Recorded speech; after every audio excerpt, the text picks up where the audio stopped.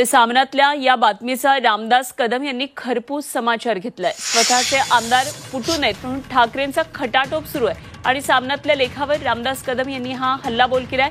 उद्धव ठाकरे सामनाच्या बातम्यांवर कोणीच विश्वास ठेवणार नाही आणि उद्धव ठाकरे हे दुतोंडी साप असल्याचा घणाघात रामदास कदम यांनी केलाय। सामनातून जनतेची दिशाभूल करण्याचा हा प्रयत्न सुरू असल्याचाही टोला त्यांनी लगावलाय।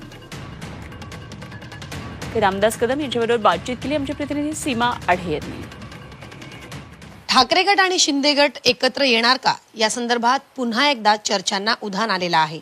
कारण शिंदे गटाचे मंत्री आणि आमदार संजय शिरसाट यांनी असं सांगितलं की आता दोन्ही शिवसेना एकत्रित यायला हव्या।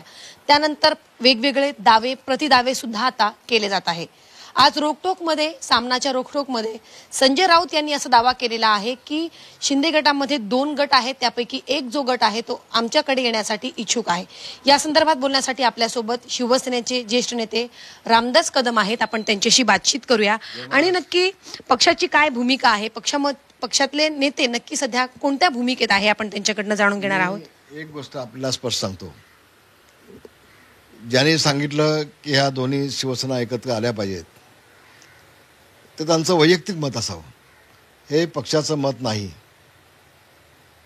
आम्ही भोगलंय 40 आमदारांना 50 खोके एकदम ओके ओके ओके म्हणून त्यांना राजकारणातून उद्ध्वस्त करण्याचं पाप जे उद्धव ठाकरेंनी त्यांच्या पिल्लाने केलं होतं ते आमदार मरेपर्यंत कदापि विसरणार नाहीत।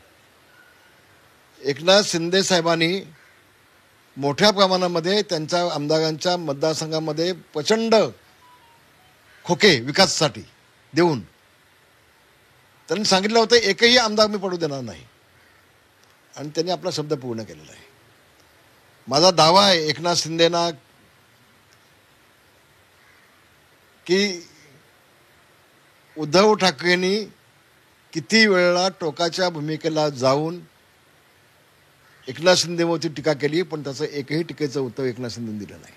आपण पाहिलं आपण ही सगळी खटापट चालले ती फक्त एवढ्यासाठीच की त्यांचे 20 आमदार आहेत ते आता फुटून एकनाथ शिंदेकडे येऊ नये। त्यांच्या आमदारामध्ये चलबिचल चाललेली आहे। काही आमदार लवकरच येतील, फक्त 1-2 येऊ शकत नाहीत, 2/3 झाले पाहिजेत आणि म्हणूनच आपली थोडी बहुत जी काय इज्जत बाकी आहे ती वाचली पाहिजे आणि तेवढ्यासाठी सामनातून हा खटाटोप सगळा चालू आहे।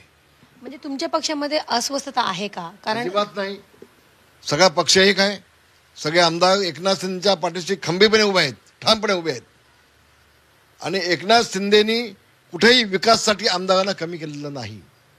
2.5 वर्ष मुख्यमंत्री उद्धवजी असताना त्यांनी सांगावं की शिवसेनेच्या आमदारांना 2.5 वर्षामध्ये किती विकास कामासाठी निधी दिला।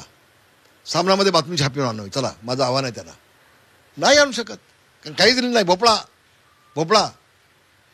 ही भूमिका एकनाथ शिंदेनी घेतली नसती त्यातले 2-5 आमदार देखील निवडून नसते आले। सगळ्या आमदारांचं राजकीय आयुष्य उद्ध्वस्त करण्याचं पाप हे उद्धव ठाकरे करत होते।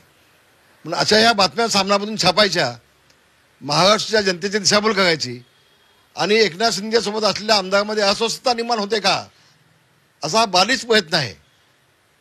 यांच्या गळ्याला किंवा या बातम्याची नोंद कोणी घेणार नाही, उद्धव ठाकरेंसोबत कोणी जाणार नाही। आपण पाहिलं उद्धव ठाकरे हा दुतोंडी साप आहे। व्हिडिओ जर्नलिस्ट आसिफसह सीमा आढे, झी 24 तास, मुंबई।